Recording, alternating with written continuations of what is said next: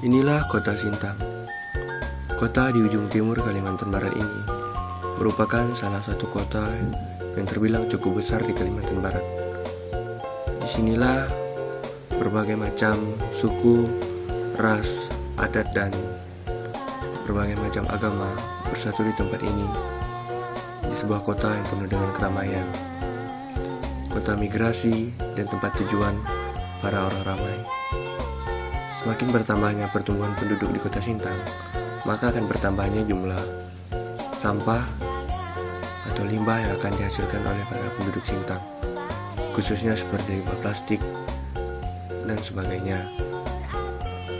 Sebagian dari limbah itu dapat diolah kembali oleh masyarakat Sintang untuk menjadi rupiah, dan sebagian lagi limbah itu tidak bisa digunakan kembali. Pedulilah terhadap lingkungan sekitar Anda, karena jika kita memulai dari hal yang kecil, maka kita telah menyelamatkan bumi kita dari pencemaran sampah dan menyelamatkan anak cucu kita kelak.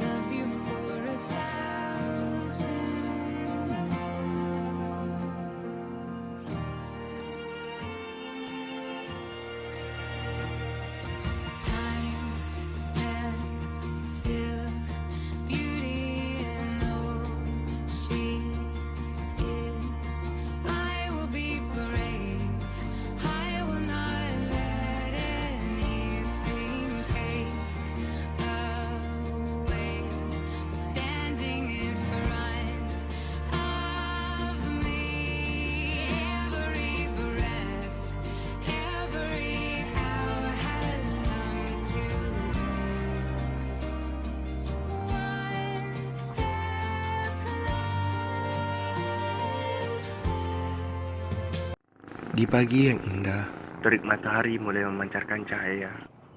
Sinarnya yang menghiasi kota Sintang. Terlihat beberapa warga beraktivitas seperti biasanya.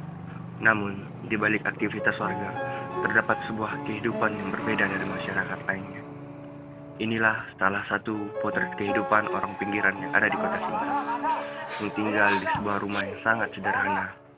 Terlihat keadaan rumah yang sangat berbeda dari rumah lainnya. Biasanya, halaman rumah dihiasi berbagai macam dekorasi yang indah. Namun, berbeda dengan rumah ini.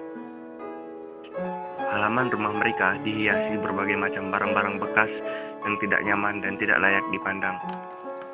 Di pagi itu, terlihat seorang bapak yang sudah lanjut usia dan teman-temannya sibuk memisahkan barang-barang bekas yang mereka kumpulkan hari kemarin. Mereka berharap barang-barang yang mereka kumpulkan ini suatu saat dapat menghasilkan uang untuk memenuhi kebutuhan perut mereka. Mereka kelihatan sibuk di pagi itu.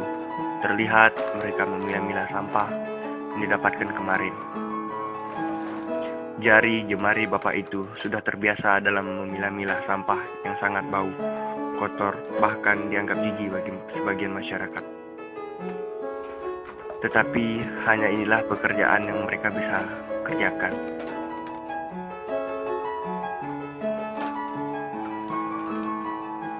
Disinilah Pak Parno menyimpan barang-barang yang sudah ia kumpulkan. Dia berharap suatu saat nanti barang yang sudah dikumpulkan akan menghasilkan uang untuk memenuhi kebutuhan hidupnya sehari-hari.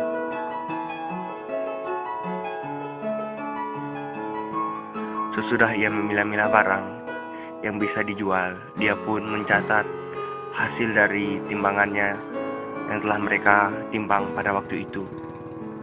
Canda dan tawa terlihat dalam kehidupannya sehari-hari, dan dia juga tidak pernah mengeluh dengan pekerjaan yang ia jalani.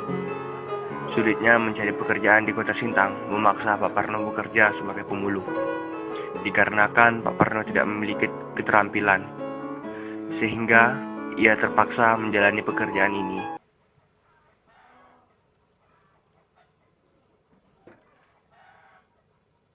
Nama saya Suparno.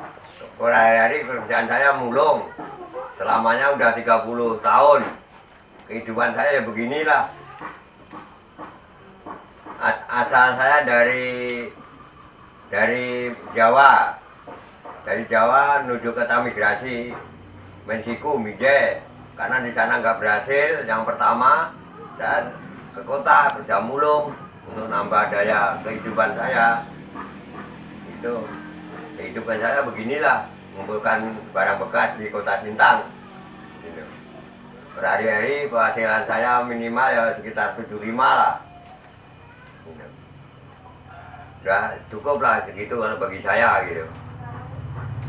Dan wawasan saya ini biar mulung pun saya punya program jangan sampai mengambil barang orang yang kira-kira diperlukan, yang penting yang di sampah-sampah gitu. Aku nggak mau barang yang melibatkan hukum itu, saya begitu. Ya cukup segitu aja lah saya rasa itu. Nggak sekolah, nggak ada pengalaman lain lah.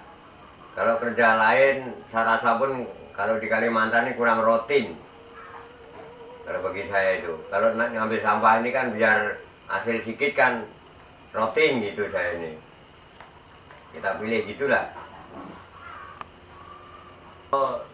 Kita lihat sepintas selalu masyarakat sini itu dengan saya tidak ada unsur apa-apa lah, istilahnya masih menghargai lah gitu.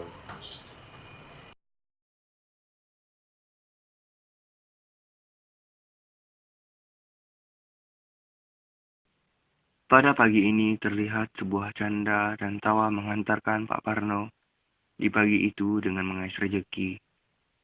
Seorang bapak yang sudah lanjut usia pun mulai bergegas dengan anaknya berangkat untuk mengais rejeki. Dengan penuh semangat, Pak Parno bekerja dengan anaknya. Hembusan angin mulai berhembus, waktu pun mulai berjalan.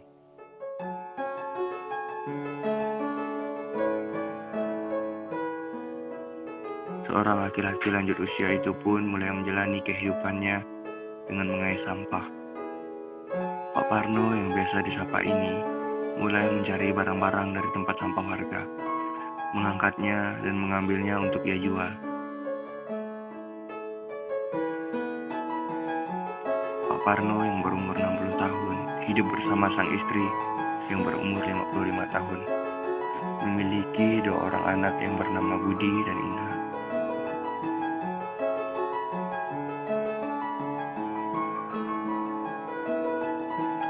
Dengan keterbatasan ekonomi, Pak Parno sebagai seorang kepala rumah tangga khawatir jika ia tidak mampu menafkahi anak dan istrinya. Dalam menjalani pahitnya kehidupan di kota besar saat ini, Pak Parno tetap saja bekerja keras meskipun harus mengais sampah.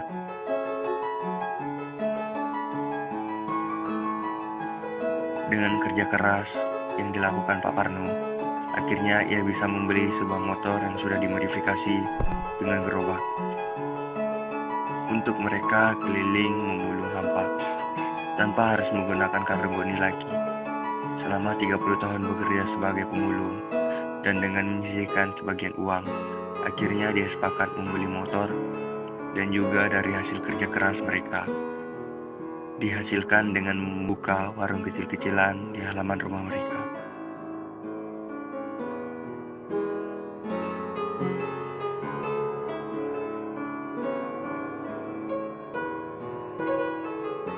Pak Parno dan Budi terlihat memilah-milah sampah dan menampungnya di sebuah gerobaknya itu. Dia tidak hanya mencari barang-barang bekas di tempat pembuangan sampah sementara ini saja, tetapi ia juga mencarinya di tempat sampah pembuangan sampah sementara di sudut-sudut bahkan di kota Sintang. Saat dimintai keterangan, Pak Parno yang tidak ingin menyebutkan nama aslinya ini, ia hanya ingin warga sekitar lebih memperhatikan kebersihan. Jika disediakan tempat sampah, buanglah sampah itu pada tempatnya. Janganlah membuang sampah di jalan, sungai, ataupun sembarangan tempat. Budi tidak bisa banyak berbuat apa-apa, ia hanya bisa membantu ayahnya bekerja sebagai pemulung saja. Bapaknya, Pak Parno, tidak mempunyai biaya untuk menyekolahkan si Budi. Lagi-lagi faktor ekonomi yang membuat mereka tidak bisa bersekolah.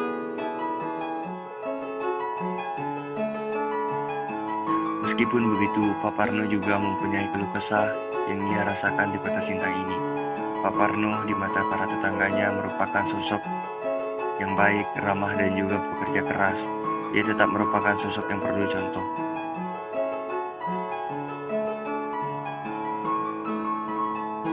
Bukan tanpa rasa malu, Pak Parno menekuni pekerjaan ini. Ia terkadang malu mendengarkan omongan yang sering membuat dirinya merasa tidak nyaman dalam menekuni pekerjaan ini.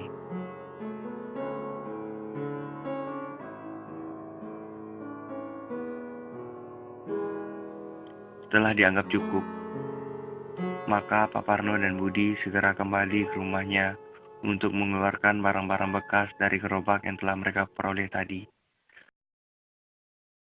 Pak Parno dan Budi memisahkan barang-barang sesuai jenis dan memasukkannya ke dalam karung untuk mereka timbang.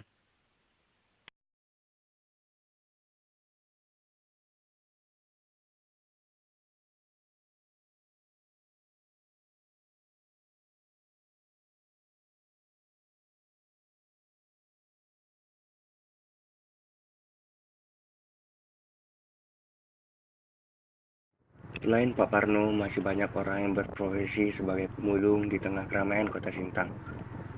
Inilah perjalanan kami menuju tempat pembuangan akhir di sudut kota Sintang, tepatnya di daerah Nena, Kecamatan Sintang, yang tidak jauh dari pusat keramaian kota Sintang, kira-kira 10 km dari pusat keramaian kota. Sampah merupakan hal yang dianggap sebagian orang barang yang sudah tidak ada gunanya lagi. Namun di balik barang yang dianggap sebagian masyarakat itu tidak berguna, terdapat nilai ekonomi. Walaupun tidak tinggi, namun dari sampah atau barang-barang bekas inilah sebagian orang dapat menafkahi dirinya sendiri, bahkan orang lain, khususnya bagi sebagian masyarakat yang tidak memiliki keterampilan bekerja.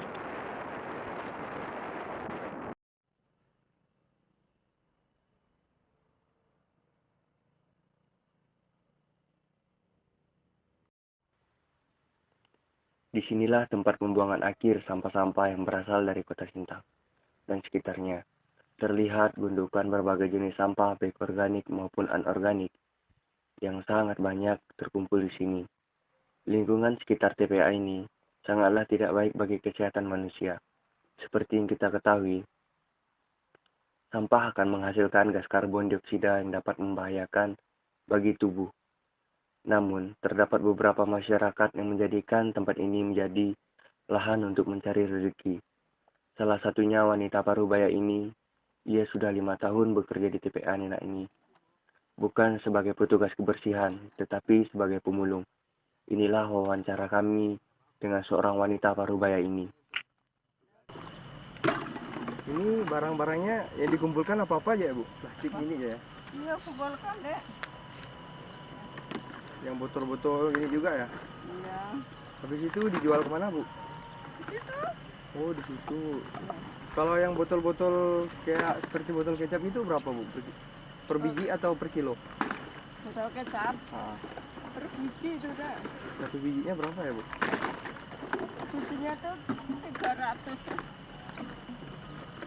Kalau yang untuk ini, Bu, yang plastik-plastik biasa gini? Plastik biasa. Ya, Bu. Kalau plastik biasa 500 sih. Dari pagi, Bu, kerjanya kayak gini, Bu? Pagi udah pulang. Pulang sebentar ya, Bu? Iya. Kalau jam 3 itu baru ini lagi. Di sini tiap hari kayak gitu ya, Bu? Tiap hari, kalau udah tiap hari bagaimana dek? Biasanya satu hari dapat penghasilan berapa, Bu? Enggak kepastian deh. Oh, udah pasti ya. Enggak kepastian. Kadang enggak ada. Paling banyak bisa berapa biasanya, Bu? Allah, enggak kepastian. Yang ini nih, Bu, yang kaleng ini nih berapa ya, Bu? Mana? Ini nih. 75 tuh. Oh, 7.500 atau Malah. 750, Bu? Iya. Kerjanya sendiri-sendiri atau ada yang bantu biasanya, Bu? Siapa? Ibu.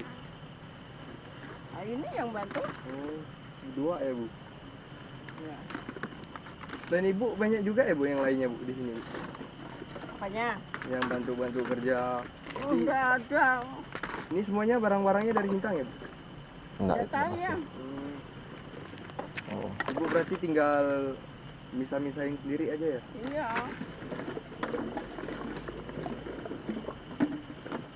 Pernah nggak sih Bu luka tangannya atau kena ini? Biasa. Oh biasa. Ini paginya dari jam berapa ini Bu? Ya, kadang jam 6, kadang setengah 7. 7. Sorenya biasa sampai jam 5. Nyampe lah. Ini satu karung besar ini bisa berapa kilo ini Bu? Untuk plastik biasanya? Enggak kepastian ya. Oh, enggak ada kayak sini tuh enggak ada itu.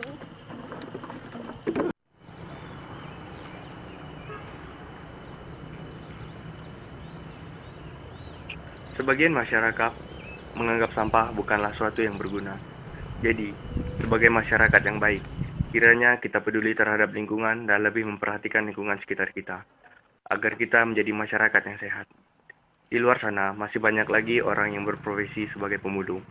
Jadi, jika kita membuang sampah pada tempatnya, kita juga telah memberikan sebagian kecil pemulung untuk dapat bertahan hidup memenuhi kebutuhan perut mereka. Kita tidak harus menjadi pemulung ataupun menjadi petugas kebersihan yang selalu bergelut dengan sampah setiap harinya. Tapi kita cukup membuang sampah pada tempatnya. Maka kita telah menjadikan diri kita pahlawan di lingkungan kita.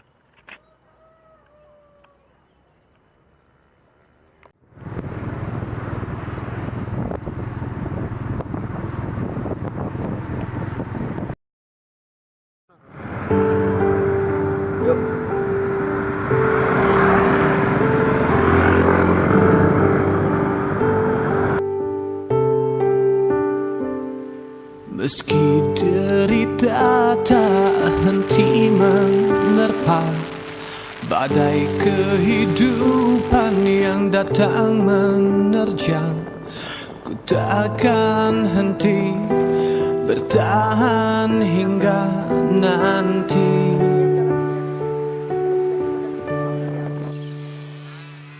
Derita si kecil menyayat hati, tangan yang lemah mencoba meraih, mungkin suratan jadi orang pinggiran.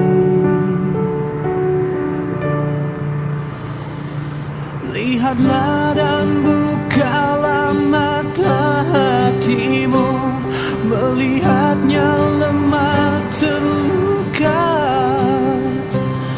namun semangatnya takkan pernah pudar, hingga Tuhan kan berikan jalan.